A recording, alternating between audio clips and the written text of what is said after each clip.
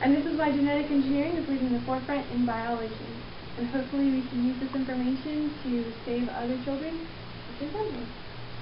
Thank you. Are there any questions?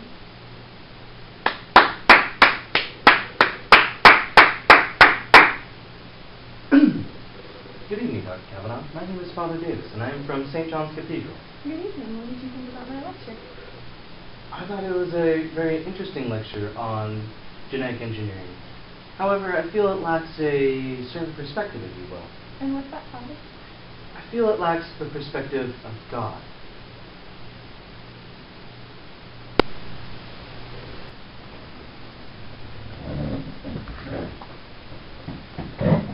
I feel that your perspective does not take in the moralities of God. It also takes a human life. And the taking of a human life is a mortal sin. Explain how using genetic engineering to save future lives could be a sin. 1 out of every 11 babies that are genetically altered for gender are implanted. What happens to the other 10? Are they used in science experiments? Are they destroyed? Our research is mainly for curing diseases.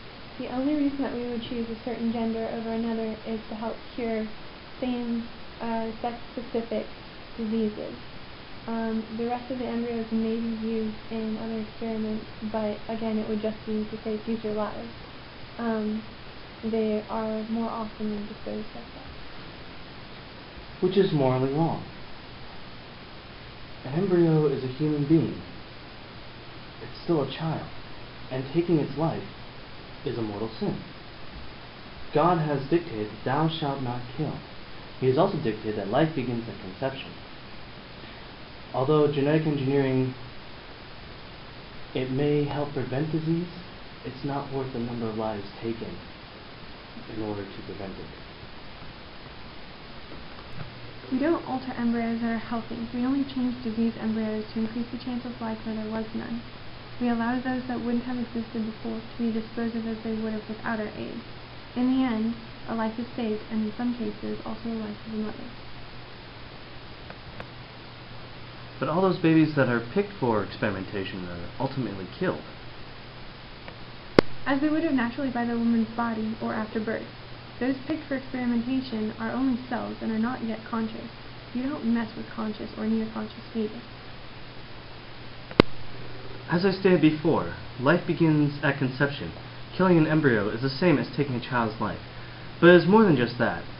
Earlier, you made the argument that genetic engineering can prevent diseases, but people will take it one step further and change physical traits such as eye and hair color in a vain attempt at creating Nietzsche's Übermensch.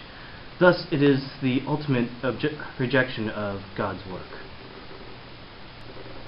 Medicinal science does not change physical traits to make a more aesthetically pleasing human. We save lives when we work really hard to improve those that exist. Regardless of our research, we are not and we do not impact others' scientific choices. We can't control what they do, but we can control their quality of life for others. We cannot stop our research based on other interests, that only allows them to win, without lives saved or progress made. Why wouldn't a God want a healthy life for everyone? Why would He have provided us with the intelligence and capabilities to do so? God values all life, sick or healthy. To Him, every life is sacred, which is why humans should value every life. God has granted us intelligence so that we may deal with disease in a more natural way. By fighting bacterial and viral diseases with the use of antibiotics and herbal remedies is a more natural way of fighting disease. Once humans begin messing with genetic makeup, they are no longer using natural methods to fight diseases. Why would we use medicine to treat an existing disease rather than to cure it? That means that the child will struggle with prescriptions and doctor visits throughout their entire life. What if they get a bad doctor? What if they don't have money to pay for prescriptions? Why would we knowingly allow a human to live in pain when it could have been avoided before birth? Surely God doesn't want His children to suffer.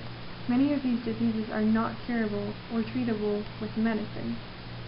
Medicine has always advanced to modern times to catch up with everybody, and this may be the new thing that's catching up, and this might be the thing that helps cure people. No matter how many humans alter or change their DNA, life will always be a struggle. God has intended it to be this way to help keep the relationship between Him and us. Everyone's journey is different. Some are harder than others, but God loves them unconditionally and shall reward them for their struggles in heaven. We are made in God's image, and it is not right that humans change this. Why would God provide life if He only meant for it to be a struggle? Why wouldn't God want us to live happily on earth as well as in heaven? And would a baby be barred from heaven if it was genetically engineered, even though it had no choice? Why would a family put its baby at risk of being barred from heaven?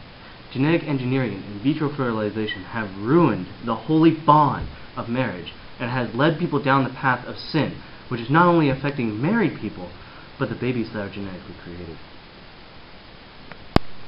The family would put its baby at risk to save its life.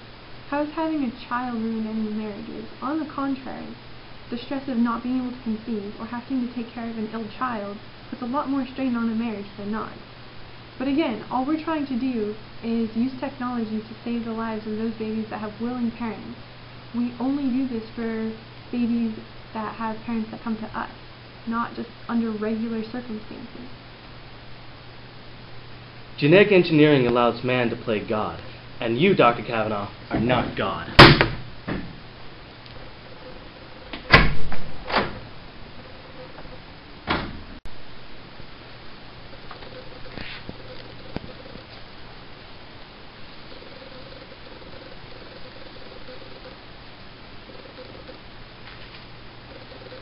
But I wish I was.